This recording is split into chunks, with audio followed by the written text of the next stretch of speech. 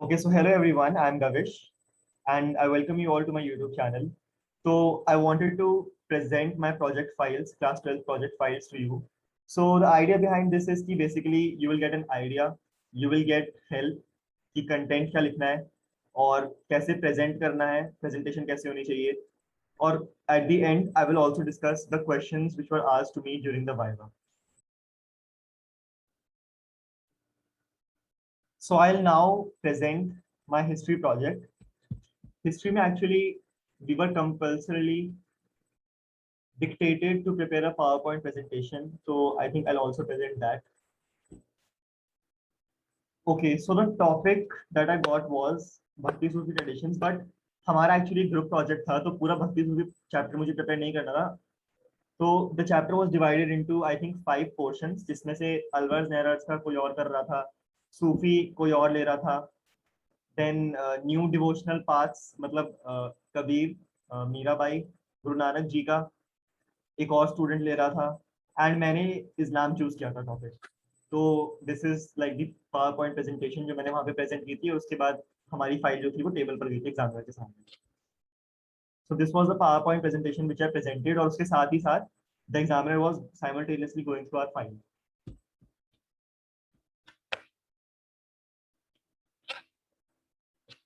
So here I have mentioned the 5 pillars of Islam.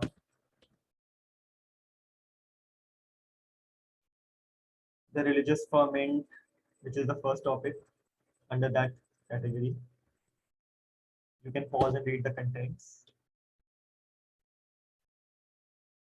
Then I talked about the advent and spread of Islamic rule in India through a timeline.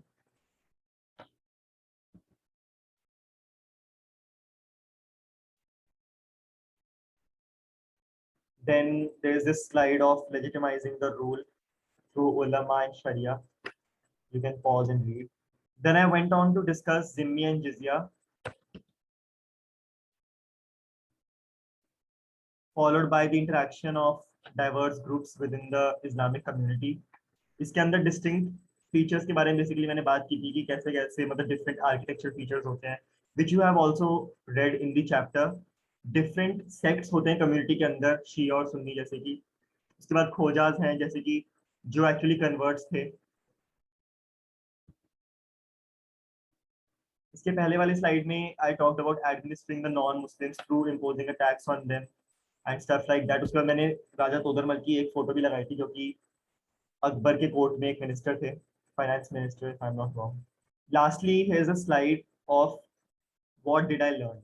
तो basically मुझको teachers ने हमें compulsorily ये बताने के लिए बोला ही था कि एक व्हाट डिड यू लर्न आपको खुद ही बताना है even if the examiner does not ask. तो मैंने with the points which I put forward in this were that religious coexistence is very much important in today's time.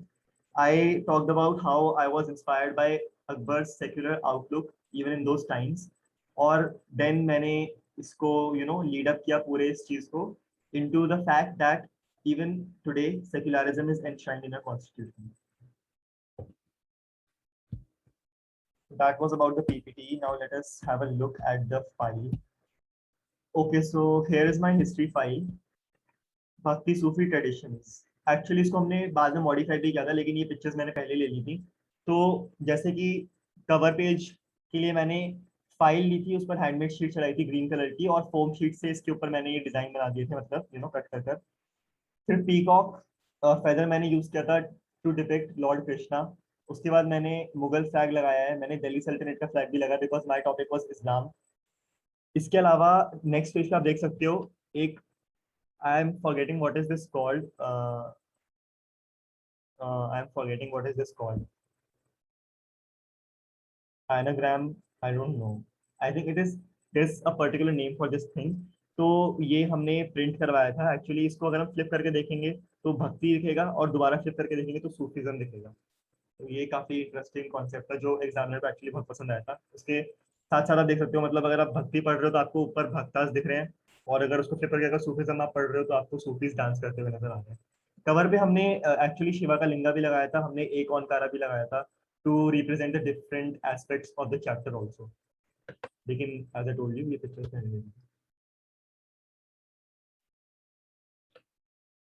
Members के नाम लिखे नहीं है बिकॉज ये हमने लास्ट मोमेंट पे किया था. Certificate you can have a look at.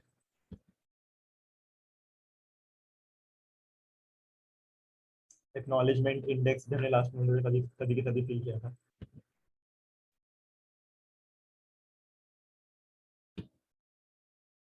If you want to know ये इंडेक्स कैसे बनाया, एक्चुअली मैंने बस एक A4 साइज शीट को कॉर्नर्स को बर्न कर दिया था.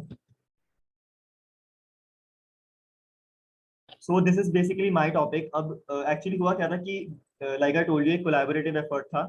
तो सबने अपने अपने टॉपिक्स के पेजेस बनाए थे और मैंने जो फाइल लिखी उसको हमने एक्चुअली कंपाइल कर दिया था पूरा का पूरा. तो my topic was influence of Islamic traditions in Indian subcontinent. तो उसके लिए मैंने एक अच्छा सा फ्लोरल पैटर्न मैंने प्रिंट करवा लिया था, जो कि इफ यू हैव नोटिस मैंने एक्चुअली अपने पीपीटी के बैकग्राउंड को ही एक साइड में ये है बैकग्राउंड, उसको मैंने प्रिंट करवा लिया था and I used it here as well. Then this font is actually from I think I typed Islamic font on Google, and whatever text I typed in that got converted into a font like this, जिसको मैंने copy कर लिया as it is. So ये थोड़ा confusing लग सकता है क्योंकि दो पेज अपीयर हो रहे हैं, तो हो सकता है if you are seeing the pictures यहाँ पे लेकिन उसका मैटर अगले पेज पर अपीयर हो. तो मैंने यहाँ पे कलर्ड फोटोज लगाई हैं बड़ी बड़ी. उसके अलावा मैंने मैम ने कहा था कि you should also be pasting some sort of border, Islamic border. तो मैंने गूगल पे I think I looked up for Persian borders और उसको मैंने डिफरेंट टाइप्स थी उसी को मैंने प्रिंट करवा लिया था. Also it is not necessary कि आपको इतना विजुअली अपीलिंग बनाने, लेकिन because we were told to do this by subject teacher, hence we resorted to doing all these things. मतलब सब्जेक्ट टीचर के साथ सेम पेज पे होना बहुत इंपॉर्टेंट है. कुछ भी आपको समझ नहीं आ रहा है, ज्यादा करना है कम करना है विजुअली डेकोरेटिवली, तो you can always ask your teacher. Introduction, then you can have a look at the different borders which I have used. Pictures के पिक्चर्स के बॉर्डर्स मैंने ब्रॉड वाले मार्कर से आउटलाइन करी है और पेंसिल कलर से मैंने जो भी लेफ्ट ओवर स्पेस है उसमें शेड कर दिया है. Religion and culture changing Reigns, यहाँ पे मैंने सुल्तान की फोटो लगाई है like timeline.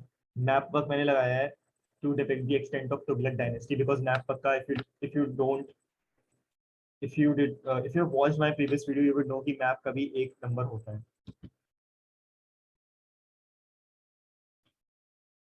Conquest and coming of Islam, you can read the content, you can pause and read it. यहाँ पे मैंने उलेमा की फोटो लगाई है, मैंने होली कुरान की फोटो लगाई है. गवर्नेंस एंड गाइडेंस एस्पेक्ट की बात करिए, यहाँ पे ये मुगल एम्पायर का एक्सटेंट है, उनका फ्लैग है, डिफरेंट मुगल किंग्स की फोटो लगाई है. मुगल्स नॉन मुस्लिम्स को कैसे ट्रीट करते थे इसके बारे में I have mention. 5 pillars of Islam के बारे में I have mention.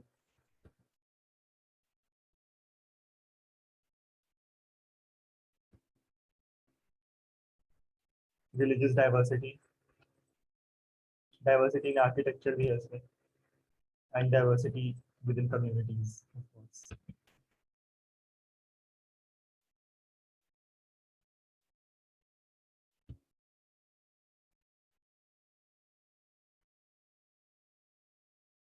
This is, I think, one of the last topics, the Turushka, Tajika, and Parashika.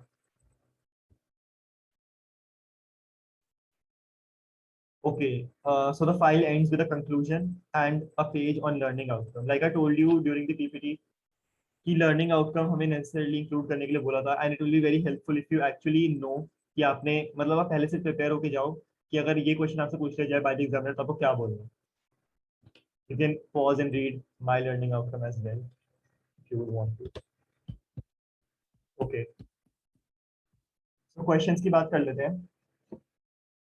During my viva, the questions which were put across were, the examiner asked me about zakat, which is one of the 5 pillars, if I'm not wrong. She asked me to describe the Mughal Empire flag, that I did. She asked me to name the most powerful sultan. This is out of the book, by the way. So yeah, I was actually curious about this. और मैंने simply examiner को बोल दिया था कि I'm not sure. And I thought ये मेरा against जाएगा. I might not end up scoring full marks as well. Then she asked me to describe Yavana. यावना का मीनिंग इस चैप्टर में एक्चुअली दिया ही नहीं है, it is a part of the 9th chapter, जिसमें मुगल के बारे में, मुगल एम्पायर के बारे में डिटेल में डिस्कस किया हुआ है।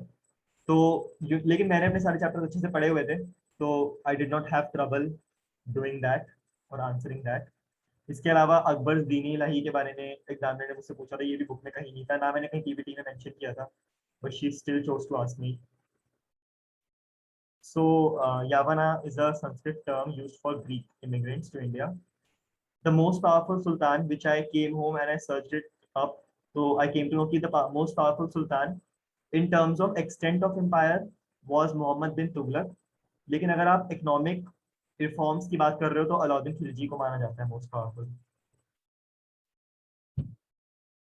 आई would like to tell you guys कि हिस्ट्री मेरा सबसे फर्स्ट प्रैक्टिकल था, तो इसका एक्सपीरियंस सबसे बेटर था मेरे लिए। आई थिंक मैंने 2 दिन क्वेश्चंस के आंसर नहीं दिए थे, 2 दिन तो नहीं, 2 क्वेश्चन एटलीस्ट मैंने मिस आउट कर दिए थे, तो मुझे लगा था कि शायद मुझे 20 तो नहीं मिलेंगे। लेकिन this is where the role of your subject teacher comes इन।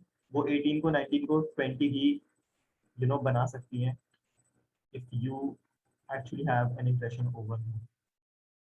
इसके अलावा ये पर्टिकुलरली बेटर इसलिए भी था बिकॉज ये फर्स्ट प्रैक्टिकल था। आई थिंक फर्स्ट प्रैक्टिकल ज्यादातर लोगों का थोड़ा कम अच्छा ही जाता है, बिकॉज एक शॉक लगता ही है, बिकॉज हम सुनते हुए आ रहे होते हैं कि ये होगा ये होगा ये होगा, लेकिन एक्चुअली जब ये सब एक्सपीरियंस करते हैं तो it is actually quite overwhelming.